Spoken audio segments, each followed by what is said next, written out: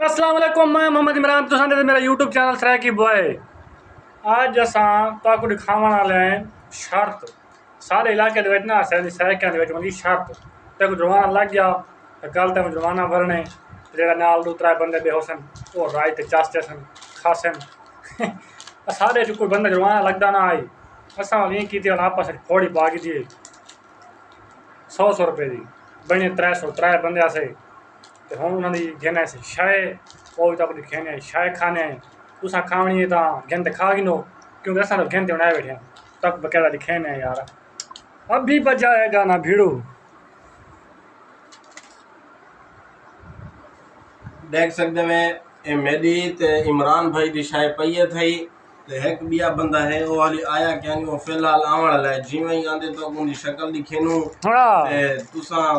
नाल जुड़े रहे ते तुसा में चस चवे चस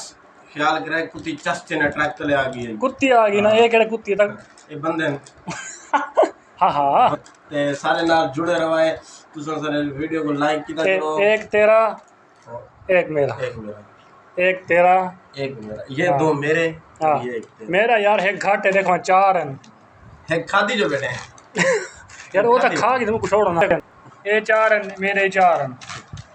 एक खादी बैठे यार एक चास्ता ना आई ना बाकी यार संगत सपोर्ट की करो वीडियो को अगा आगा शेयर करो ताकि लोग भी चाहते हैं सारी वीडियो भी आस्ता आस्ता तुर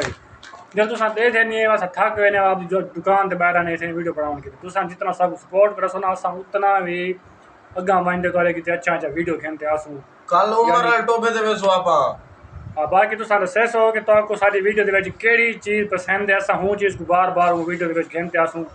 बाकी मिलते हैं अगली वीडियो अल्लाह हाफिज़।